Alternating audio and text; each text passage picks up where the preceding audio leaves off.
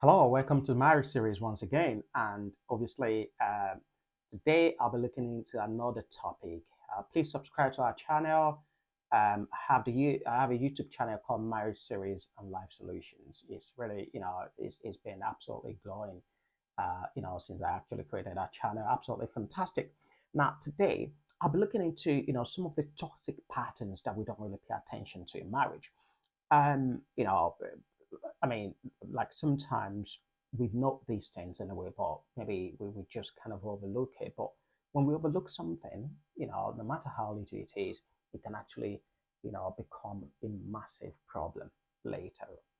Now, one of the key ones, which I think quite a number of people might be familiar with, is constant criticism in your marriage. Now, I can't go through all of these today, and this is going to be the part one of this. So, some of the toxic patterns that we need to kind of be aware of.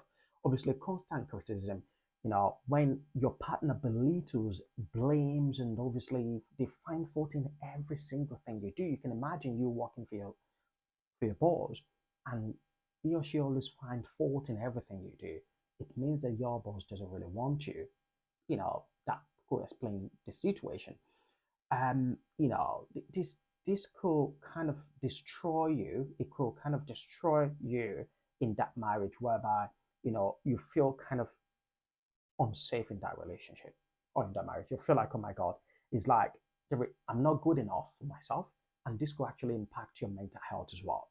Now, it is very important as couples to kind of praise each other, encourage each other in terms of even celebrate your little wins. This will help you to kind of obviously avoid criticism. Because constant criticism makes someone feel like, oh my God, I'm not doing enough. Like it's like no matter what I do, I still get criticized. So I rather not do nothing than, and then obviously I know that obviously even if I get criticized, it's fine. So constant criticism is really, really bad and is a sort of toxic pattern in your relationship. And obviously I have another one which I noted down here is the stonewalling emotional withdrawal.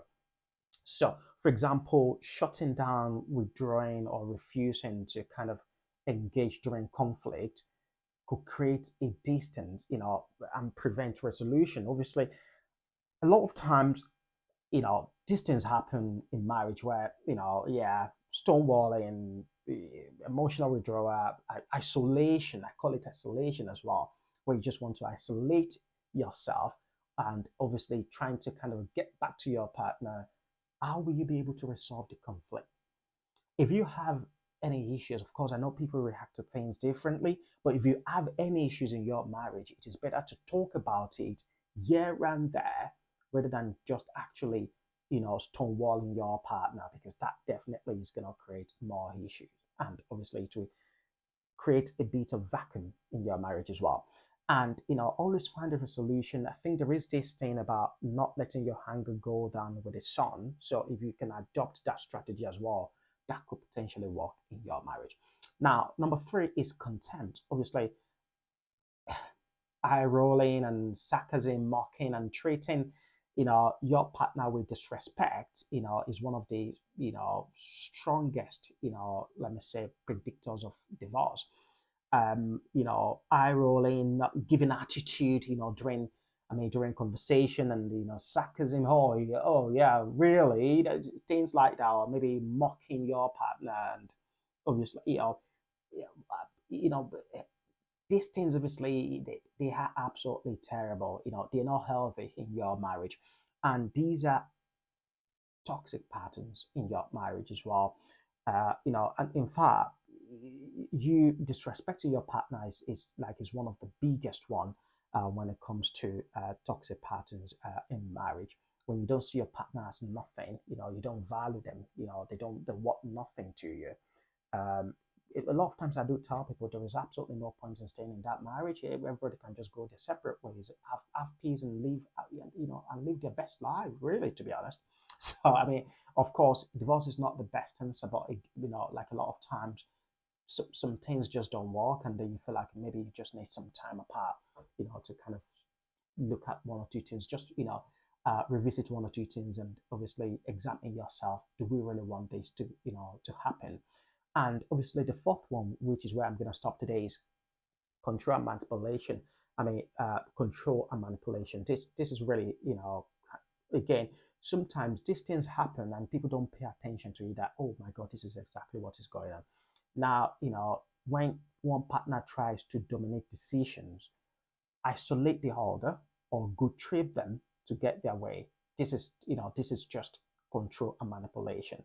So, you know, um, a lot of times, one partner might want decisions to always go their way, or they will always, maybe they want you to always see things in their own way, in their views.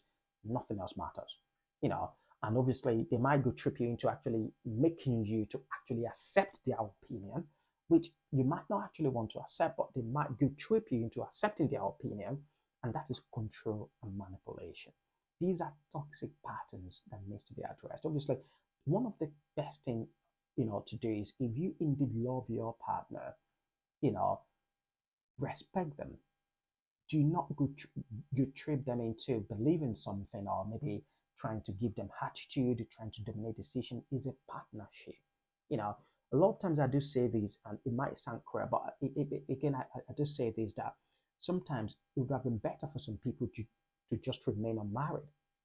There's no point to not marry. I mean, like, live your best life. That's why I always say sometimes that marriage is not like is not compulsory, to be honest. I mean, because when you think about some things that people go through in marriage, you feel like it's not really compulsory.